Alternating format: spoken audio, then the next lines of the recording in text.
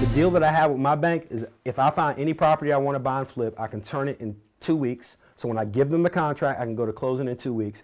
I put 35% down of my acquisition price. So my acquisition price was what? 165. So I put 35% down. They charge me roughly 1 point on whatever loan amount I have, and I pay interest only for 12 months. Could you explain what a point is? So a point is usually 1% of whatever loan amount that I'm going to get. So if I'm getting a loan amount for $200,000, then my point is going to be roughly $2,000. On this, I'm getting a loan roughly of probably $120. So the cost to get the loan is about $1,200. That's not including what I pay every month in interest. Okay? So that's part of my holding costs. Utilities. Well, I got to keep the place warm. It's not warm now. My wife was supposed to turn some things on. She didn't. God bless you, honey. Gas, HOA fees, all those things I have to pay until I get it rented out. Even, you know, some of them, well, not passed, but some of those things I have to pay before I get it rented out. Those are things you need to calculate. And then my interest payments. My interest payments roughly are probably about somewhere around probably $700 a month. So for 12 months, I got to pay those. So those are holding costs. Renovation costs. I always like to go high on my renovation costs. Now you guys see the numbers I'm going over right here? Okay, so I have it on here. So my renovation costs, did you get one of these? Can you toss them one down here? My renovation costs are roughly, I'm thinking about $30,000. I would love to keep it below that because I'm going to be renting out the property, right? I would love to keep it below that. Really, I would, because it's all cash.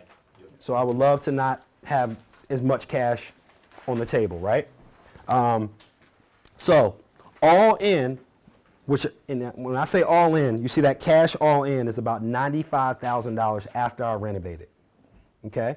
So that means my down payment.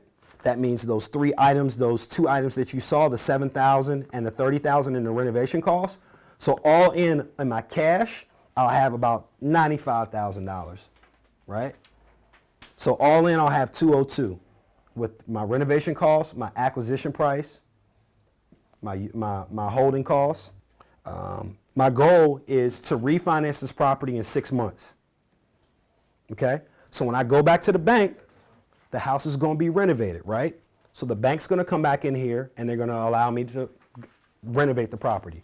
The bank will allow you to renovate a property it's usually after the 6-month period. So after the 6-month period, I can go back to the bank and have them refinance the property at basically the renovation cost, right? So they're not going to give me 100% of what I have in it, but what they will give me is 70% of what the home is worth after the renovation. 70% of what the home is worth after renovation. So remember, what will the house be worth after I renovate it? So I'll use that number conservative. I'll pull that number back down to about 250, right? And then I have the option to pull 70% off the table. I'm sorry, 30. I have the option to pull money off the table. I'm only going to refinance at 70% of the value. I'm probably going to leave some money on the table, so I'm going to go get a loan of how much? 185, right? So after 6 months, I'm going back to get a loan of 185, which allows me to pull my what? My down payment off the table. It allows me to pull some of my renovation costs off the table, not all of it. I'm a firm believer of leaving skin in the game. I want to leave a little bit of skin in the game. I don't have to take all my money off the table. I'm okay with that because I'm going to end up getting positive cash flow per month anyway. And I like positive cash flow. Banks like positive cash flow. When I go do my other rental properties or my other projects, they like for my projects to cash flow. And they'll ask for that type of stuff, okay? So what I do is I break it down to 15 years and 30-year loans. So you can go get a 30-year loan or you can get a 15-year loan. Some of my properties, I own 10 properties in Northern Virginia. Some of my properties I have 15-year loans on because they still cash flow. If hindsight 2020, I wouldn't have done 15-year loans on those properties. Why? Because I can always pay it off early at 30 years anyway. I can just double up on my payments. And when you get a 15-year loan, your mortgage is higher, Why not just go ahead and take the 30-year loan and just pay a couple of extra payments off? So if anything ever got tight in my family, I got daughters who want a pony and all that other stuff, right?